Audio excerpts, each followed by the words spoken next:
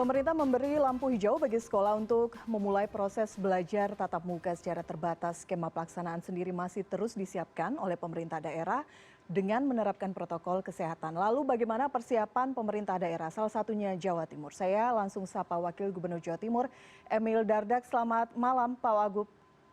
Selamat malam. Baik, Pak Wagub, kita berbicara mengenai persiapan untuk memulai lagi sekolah dengan tatap muka. Sudah diberikan sinyal oleh pemerintah diperbolehkan. Bagaimana pemerintah Provinsi Jawa Timur merespon keputusan pemerintah ini? Ya, kita harus juga perlu mencermati bahwa memang beberapa kegiatan-kegiatan ekonomi sudah mulai dibuka. Kegiatan sosial budaya mulai dibuka. Maka seyogianya kita juga harus memikirkan kesinambungan dari pendidikan. Karena bagaimanapun juga melakukan sepenuhnya daring juga tentu tidak bisa memberikan hasil yang maksimal bagi peserta didik, bagi generasi muda kita, bagi anak-anak kita. Maka apabila kita bisa kemudian juga melakukan kegiatan belajar mengajar secara tatap muka, tentunya tetap dalam koridor protokol kesehatan. Itu tentunya sesuatu yang perlu kita seriusi. Untuk Jawa Timur saat ini prakteknya seperti apa? Karena ada beberapa sekolah sudah mulai melakukan tatap muka ya, Pak Wagub? Sangat terbatas. Karena kita tahu bahwa sejak awal tahun diterapkan PPKM itu strict, tidak ada kegiatan belajar tatap muka. Gitu. Jadi memang apa yang kita sebut kegiatan di sekolah itu lebih kepada program-program vokasi. Jadi di program vokasi ini mereka menggunakan alat, kita nggak menamakan itu kelas, tetapi adalah opsional bagi siswa-siswi yang ingin mengakses alat-alat praktikum lah. Gitu. Jadi itu dilakukan dengan juga sangat ketat mengenai protokol kesehatan. Beberapa pun memutuskan untuk meniadakan sesi-sesi tersebut pada saat terjadi kenaikan kasus. Jika kita lihat persentasenya, apakah ada hitung-hitungannya saat ini sudah mulai berjalan berapa sekolah meskipun tadi vokasi, dan evaluasinya sejauh ini seperti apa untuk wilayah Jawa Timur? Untuk wilayah Jawa Timur seperti kami sampaikan tadi, kalau vokasi itu kan mencakup 60% dari jumlah siswa di seluruh Jawa Timur, ada sekitar 1.200-an ya, kemudian saya nggak salah. Jumlah sekolah SMK swasta dan sekitar hampir 400 SMK negeri. Tetapi sekali lagi mayoritas memang masih sangat terbatas melakukan kegiatan tatap muka. Gitu. Karena kita juga tahu bahwa aturannya selain PPKM melarang, tetapi zona kuning, hanya zona kuning yang boleh secara terbatas melakukan, sedangkan zona orange tidak. Maka gerakan dari zona kuning menjadi orange ini kan cukup dinamis ya, terutama di awal-awal tahun, sehingga yang membuat beberapa sekolah memutuskan sebaiknya fokus saja kepada metode daring. Oke, berbicara mengenai salah satu persyaratan yang wajib untuk dilakukan, diikuti adalah pelaksanaan protokol kesehatan.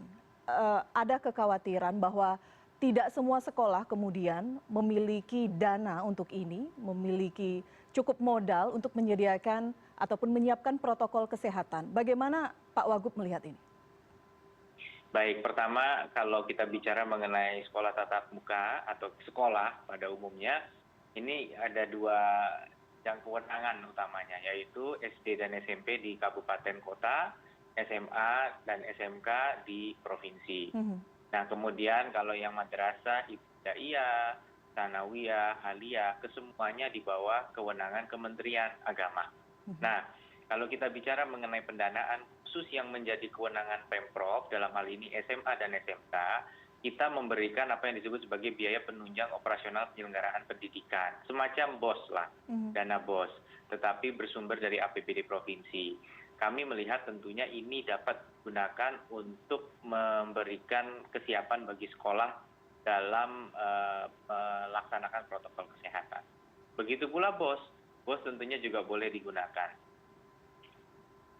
Kerjasamanya dengan penyedia dana, saya bisa mengatakan itu, apakah pihak swasta ataupun dengan kementerian, koordinasinya seperti apa? Memastikan bahwa memang nanti penyediaan protokol kesehatan secara merata memang bisa dilakukan sehingga nanti pada akhirnya Juli 2021 semua yang dipersiapkan bisa dilaksanakan. Ya sekarang memang ada syarat dari Kementerian Pendidikan yang tentunya akan secara berjenjang ditindaklanjuti oleh masing-masing dinas pendidikan provinsi dan kabupaten kota, serta ada satgasnya, ada satgas COVID, dan memang di setiap sekolah pun harus membuat satgas.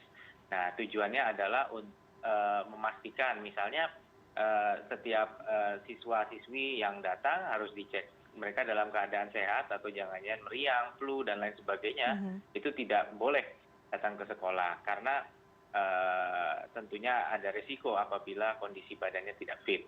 Gitu. Jadi tentunya Satgas akan baik secara sektor, artinya dinas pendidikan, maupun secara regional, artinya Satgas di tingkat kabupaten kota, ini kemudian akan selalu menjadi sistem monitoring dan pengawasan untuk memastikan kepatuhan protokol kesehatan itu dilaksanakan. Untuk mendukung proses yang ditargetkan Juli ini juga vaksinasi itu penting ya, Pak Wagub. Guru menjadi salah satu target utama. Bagaimana proses program vaksinasi di Jawa Timur? Apakah sudah bisa mengcover semua guru yang masuk dalam tahapan ini? Ya, jadi untuk guru kami mendapat info secara kasar angkanya kurang lebih 20% gitu. Tapi sudah ada jadwal ditargetkan bulan Mei, bulan Juni gitu ya. Itu jenjangnya sesuai apakah itu jenjang SD, SMP, SMA atau kemudian jenjang perguruan tinggi itu sudah ada schedule dari Kementerian Pendidikan. Nah, kami tentunya Provinsi Jawa Timur adalah satu provinsi yang paling tinggi capaian jumlah vaksinasinya. Kami senantiasa siap untuk mengakselerasi vaksinasi, tentunya dengan memastikan bahwa supply kontinuitas dari vaksin yang dikirimkan ke kami ini juga berjalan lancar. Kita tahu ada keterbatasan cold storage, makanya speed vaksinasi ini kita tingkatkan semaksimal mungkin, termasuk dengan memanfaatkan lokasi-lokasi alternatif untuk pelaksanaan vaksinasi secara massal. Karena ada juga sekolah yang sudah mulai dibuka, tetapi guru belum menjalani program vaksinasi, misalnya di Sumeneb gitu. Ada kekhawatiran mengenai hal ini? Ya, memang kita harus pastikan jenjang sekolahnya, kan? Itu nanti kita akan tentunya pastikan bahwa memang kalau zona kuning itu memang ada ruang untuk menerapkan itu, gitu ya. Walaupun karena PPKM sekarang lebih fokus ke PPKM mikro, begitu. Tetapi kami tetap menyarankan, karena memang pada saat ini diperbolehkan tidak ada kewajiban vaksinasi. Tapi kita menyebutnya masih tahap uji coba, gitu. Dan tentunya mereka harus memperoleh izin dari Satgas setempat. Jadi walaupun SMA atau SMK, saya mesti pastikan nih yang tadi dimaksud oleh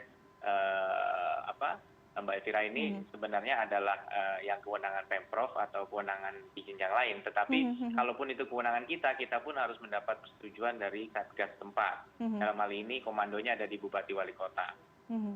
Baik, artinya jika kemudian ada kekhawatiran guru yang belum masuk dalam program vaksinasi, bisa sedikit bersabar karena memang semuanya sudah masuk dalam hitung-hitungan program di Pemprov Jawa Timur.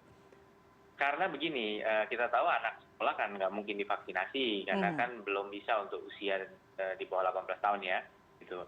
Nah, sedangkan gurunya yang harus kita lindungi karena tingkat exposure-nya kepada kegiatan yang bertatap muka itu tentu tinggi walaupun menerapkan protokol kesehatan. Oleh karena itu kita ingin memastikan bahwa mereka telah tervaksinasi. Oke, baik. Berbicara mengenai orang tua, dari sisi orang tua, karena sangat saat pandemi seperti ini Pak Wagub pasti banyak kekhawatiran orang tua belum terlalu yakin bagi anaknya untuk memulai sekolah. Meskipun ada juga kelompok orang tua lainnya yang merasa ayo dong dimulai sekolah karena memang sudah cukup kesulitan begitu untuk bisa mendampingi anak dalam proses belajar secara online ini.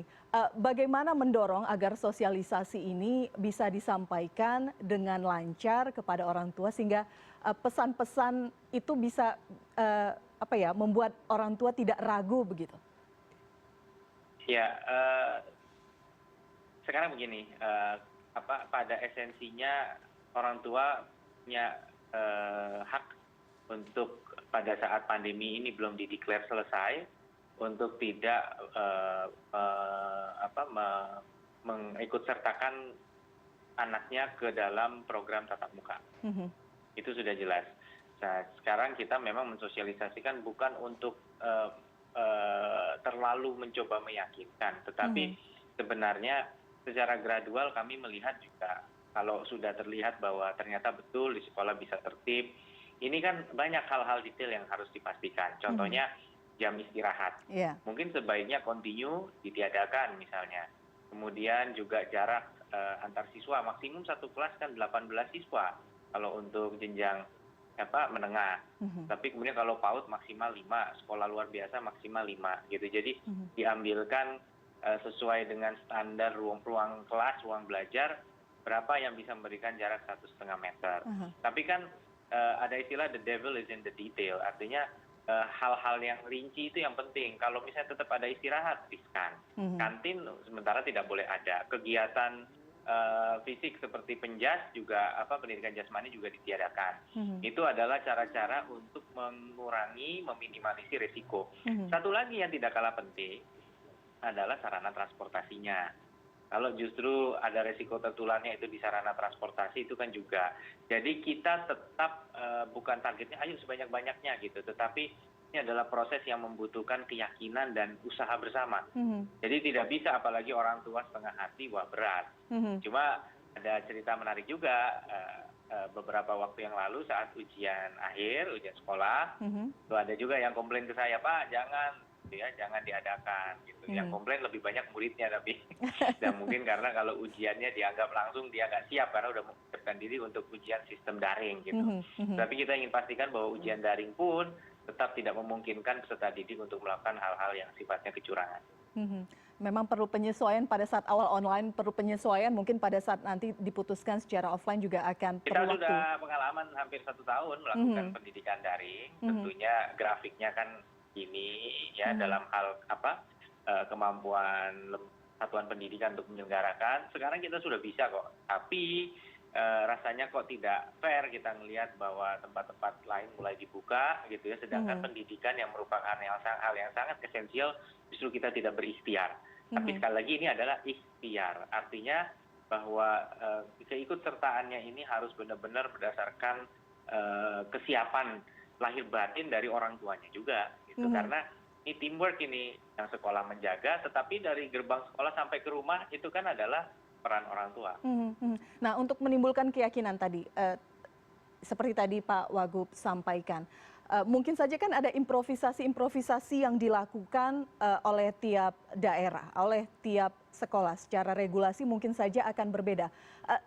Seberapa luas range yang diberikan oleh Pemprov untuk memberikan improvisasi kepada pihak sekolah untuk memastikan bahwa ini memang berada di dalam koridor yang tepat? Ada paparan dari Kementerian Pendidikan. Ini ada contoh-contoh best practice dari sekolah-sekolah yang berbeda gitu ya di berbagai daerah. Ada yang jenjang SD, ada jenjang SMA, ada yang meniadakan jam istirahat, ada yang menggunakan shift siang dan shift pagi, ada yang kemudian